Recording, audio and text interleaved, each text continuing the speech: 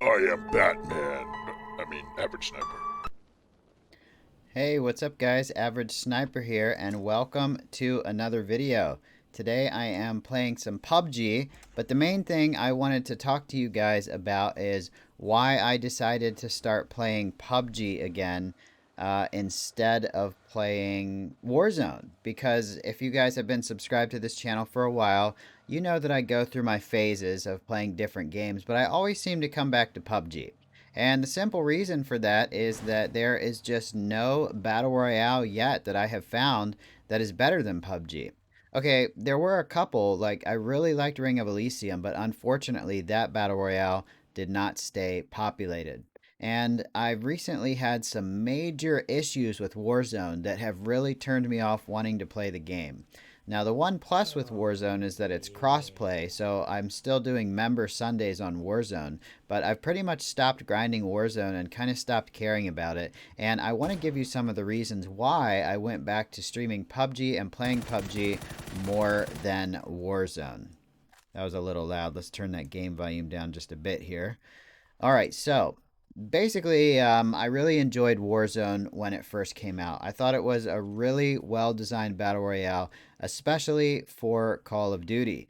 And it had a nice mechanic in it where you could customize your own loadout, call a loadout drop in, and then basically you get the guns that you want. And that was pretty cool. It was different than PUBG, just different enough to keep me interested and keep me hyped about it. But there's always a but. It is not the same as PUBG, and that's not the reason I stopped playing it. There is, I guess I'll list the reasons I'm not playing it in order of what is most important to me to what's the least important to me, about functionality and gameplay, mechanics, exploits, and things like that in Warzone. The first reason I quit playing it is because of cheaters.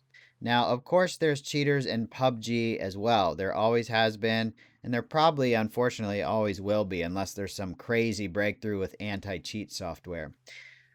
But I watched an interview that someone did where they talked with a cheater about Warzone versus PUBG, and they said that all the cheaters have basically gone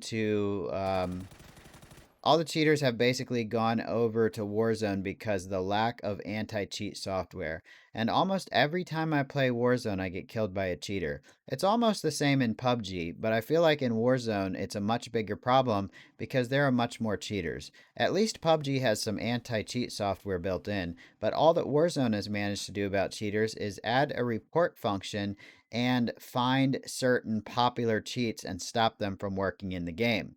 Other than that, the cheaters basically run rampant.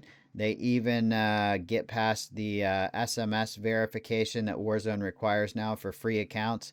And seeing that Warzone is a free game, it doesn't surprise me that there are a lot more cheaters on it. So that's reason number one why I've been playing more PUBG. And like I said, I know there's cheaters in PUBG, I just don't see as many of them. Reason number two is has to do with crossplay and aim assist. Now, I don't have a problem with the aim assist that console users get when they crossplay with PC, or that console users get in general, or the aim assist that you get when you plug a controller into your PC. I think that if there is going to be crossplay between console and PC, or PC players using controllers playing other PC players, then there has to be some kind of aim assist because controllers simply are not as accurate as keyboard and mouse.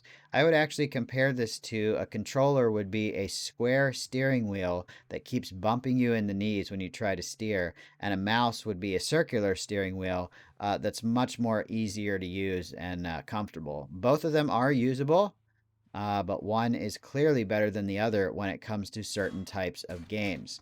Maybe that was a bad analogy there, but I hope you guys get the picture. Controllers feel kind of clunky in shooting games, and they need a little bit of aim assist when you're going up against someone using a mouse. So, is aim assist a good thing? Considering that, yes.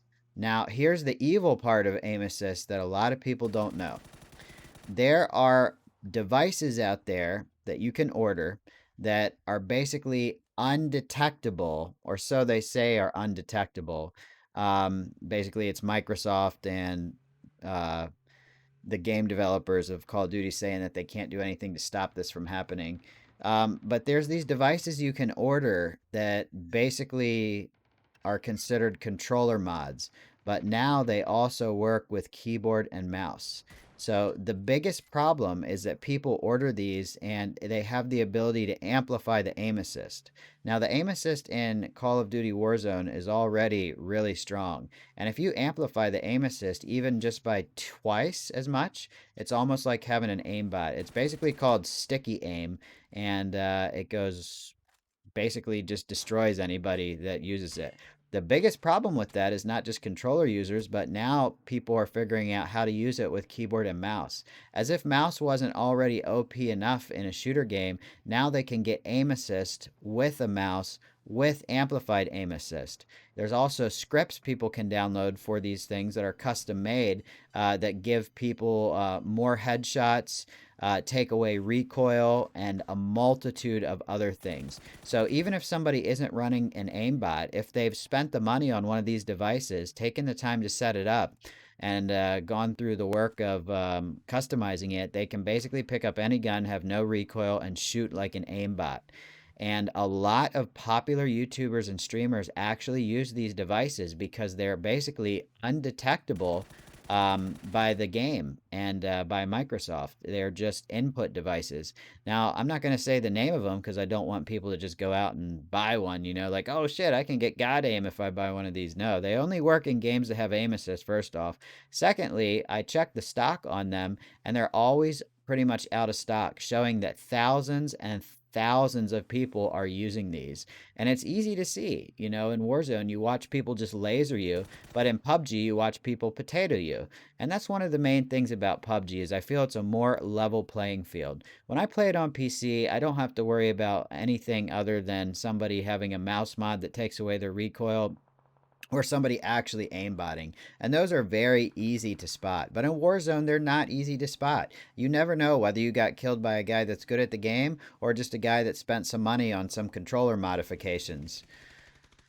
That's the main reason I can't take Warzone seriously anymore as a competitive shooter, and I just basically only play it on Sundays now for member Sundays. Those are my big complaints. The other complaints aren't really that valid because they're just differences in the game, but that's the main reason I've moved away from Warzone. Cheaters and people that exploit aim assist, and also the developers creating these stupid meta guns that basically everyone is forced to use. I don't want to rank up a DMR 14 just because it's the only good gun anymore. They really, really need to work on weapon balance. If they can fix these things, I'll probably have a lot more fun in Warzone. Thanks for watching, guys. Leave a like and subscribe, and I'll see you on the next video or the next live stream. Later.